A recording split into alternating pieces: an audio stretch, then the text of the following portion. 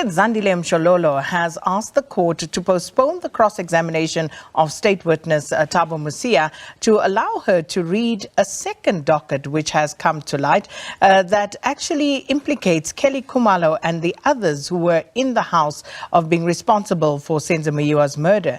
Now, in the second docket, the Director of Public Prosecution, South Gauteng, wanted Longwe Twala, Kelly Khumalo, Gladness Khumalo, Zandi Khumalo, Tumelo Madlala and Mthokozisi Twala, along with Maggie Phiri, to be charged with murder and defeating the ends of justice. Now, we're now joined by Afriforum's head of the legal department, Advocate Gerrie, now for his observation of how this case has unfolded. Advocate, now good to see you again. Welcome to Morning Live. Good morning. So, just to confirm, with regard to your involvement with this case and the Meyiwa family, can you just clarify for us where that is at the moment? At the moment, I'm acting on behalf of the sisters and the mother of the deceased in this matter. I'm acting on a watching brief. So we're supporting them through the proceedings, and we ensure that justice is done. But may I just say that this is another chapter in the inept and unprofessional handling of this matter by the criminal justice system as a whole. So I hope that I'll be able to place it a bit more in perspective, and by placing it in perspective, to indicate that we have a matter before court. As far as that matter is concerned, I believe that there's a strong case. It's a case that the case will have to answer to. And what all the derivative issues, I think we should just place into perspective so that people understand it in the way that we do. So let's do that, because I guess first and foremost now, after yesterday's developments, by no means new, because we've heard of the existence of the second docket for quite some time, but yesterday, formally in court, where the legal representative for accused number 5 actually was very strong in basically admonishing the state for only furnishing her with that second docket yesterday. So first docket, second docket, is this unusual to begin with? Well, yes, I think it's unusual, but I think we should just go back a while. When we got involved in 2019, when there was no communication from the police or the NPA with the family. The first things we did is we had our reservations about the office in Johannesburg of the DPP, of their handling of the matter. The matter was then transferred to the office in Pretoria of the DPP. We also had our concerns about the investigating team, and the investigating team was then replaced with the current investigation team. But these issues about a second docket and 2 teams working parallel and reporting to different people within the police structures has been known to us for a while. We wrote a letter in September where we indicated that there are 2 investigating teams, 8 September 2020. Where we're indicating there are 2 investigating teams and that should be dealt with by police management. On what we know is that seemingly in 2019, a Colonel Buthelezi, from the letters that I've seen, opened an investigation into the murder and investigated that murder to run parallel with the investigation of the murder matter. Now, that is unusual. But that it's only unusual if evidence is then obtained in that case docket, and that evidence is never shared with the other team in the police, or at least shared with the prosecutor in this matter. If, as a police officer, senior police officer, you sit with a case docket with evidence that's relevant to a murder matter, and a murder matter that's in the High Court, then certainly you're obliged to share this information, and apparently this never happened. So as far as that is concerned, that is a real worrying aspect of the handling of this matter by the South African police. So with regard to that, Advocate Mshololo also saying yesterday that as far as she's concerned, she is now going to question how you have the first set of suspects in the first docket charged and the ones in the second docket not charged. So can we just address that with regard to the ND, the Director of Public Prosecution, South Gauteng, apparently having given the go-ahead that those in the second docket should be charged. How much do you know of this, and what should have happened? I think we should put that into perspective. Apparently, there's an indictment that was drafted but never signed. So if somebody reads a docket and you draft the indictment's only valid once it is signed off. So we have here an indictment in the current matter. Indictment in the current matter that was signed off by the Director of Public Prosecutions that the accused pleaded to. And then we have a different docket that apparently a different prosecutor looked at and drafted a different indictment. Now, that indictment, in relation to the one that we're dealing with, has got no value. And it's just a view of a prosecutor at the time reading a specific case docket. So what we have currently, we have an indictment based on a case docket that's before court, and the accused pleaded to this. If I can really give you an example, let's say, for instance, in that other case docket, Nell's name was there, and the prosecutor decided to prosecute Nell.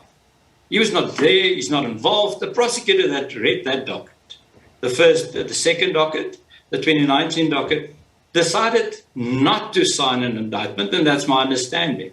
So what we have, and we have to place this into perspective, we have only one indictment. We have two case dockets, but one indictment. And the one indictment is the one that is currently on trial.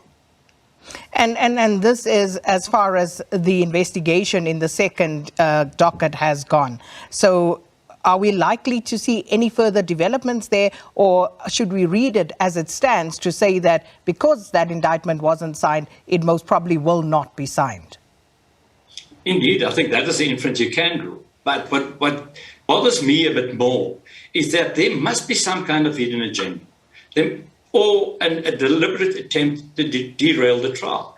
Because this doesn't make sense. It does not make sense that a senior officer in South African Police Service would sit with a case docket and have information in that case docket, and it's not shared with the other team within the South African Police Service, and even more with the prosecutor that's prosecuting this matter.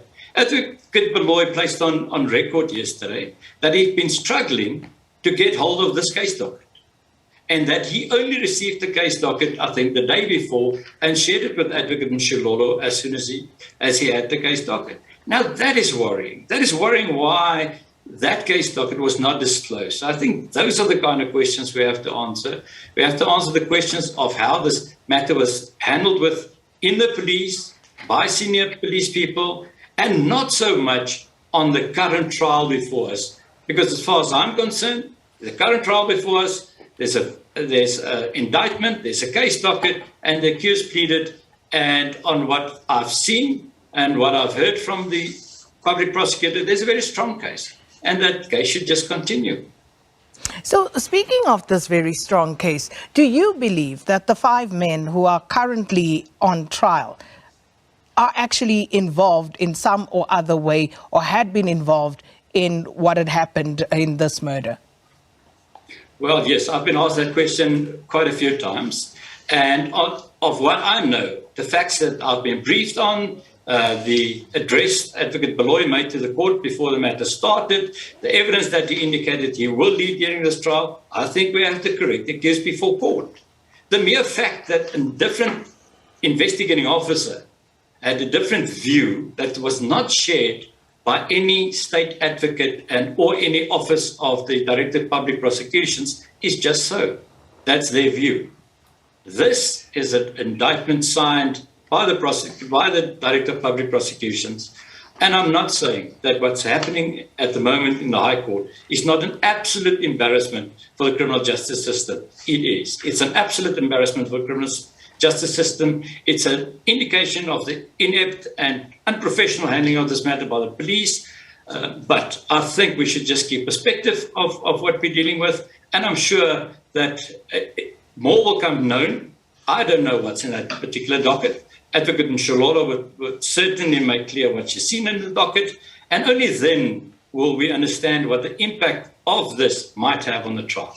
So with regard to the evidence that and the files, dockets that you have seen, do you believe, because Advocate Mshololo seems to believe that the occupants, or rather the people who were in the house that evening should equally be in the dock. So do you believe that there should be more people held answerable here in this trial? I don't think she ever said equally. I think the version of the accused at the moment is that they have done absolutely nothing. That the 5 people in the house, that they should be charged for how many people in the house, they have done nothing. So that's what they're saying. I'm saying, and I've said so from the start, that I do believe that there should at least be one more accused in this matter, because my view of it, on what I know now, is that this was a contract killing, and that the person that set out the contract, that gave out the contract, is not before court. So I'm still of that view. Nothing changed my mind as far as my understanding of what happened in the trial. But I'm a bit concerned, especially when Advocate Tefu cross-examined, and he indicated that he's in possession of an affidavit of an eyewitness that would indicate that somebody in the house shot and killed Mr. Meyiwa. Now, if that is so, and if that was ever in the possession of the South African Police Service, and if that was never shared with the prosecutor and of the investigating team, I think it's absolutely serious and would need an urgent and immediate investigation on why that was never done. And just to that question, because there were also questions around Advocate Tefu making that particular pronouncement. And now that he has made it, is he under any sort of obligation to now produce said witness to come and basically stave what he has said? The word obligation is a bit harsh for a defense advocate. What I can say is, for the court to take that into account at all, it will have to be repeated by a witness under oath or the affidavit presented. So you can do lots of things, and I think we've seen it. I put to you that, and I put to you that. So you can put lots of things to a witness, but for the court to take account of that and take that into consideration, you will have to call a witness to back that up. So up until such time that there's a witness called to back this up, it's a mere version by the accused. And Advocate Nell, you say you believe this was a contract killing. So the person, as you say, that you believe should also be charged, was that one of the people who were in the house? I know you would try and get it out of me. I'm not going to do it, but a very good try, I must say. I applaud you for that. What I will, however, say is the following. I have a view on who the contractor is, or the person, the mastermind is. But my view was shared by the Minister of Police on the day of the arrest. The Minister of Police traveled all the way to KZN and informed my clients who the mastermind was. So I'm not alone in thinking who the mastermind is, but certainly I won't disclose who the mastermind is. I can't criticize people doing it, and then I do it myself. So, but a good try. Well, thanks so much for your time this morning. And that, of course, Advocate Gerrie Nell talking to us about the latest developments in the Senzo Meyiwa trial. And Advocate Nell, of course, still there supporting the Meyiwa family, part of the family, and watching this with a beady eye.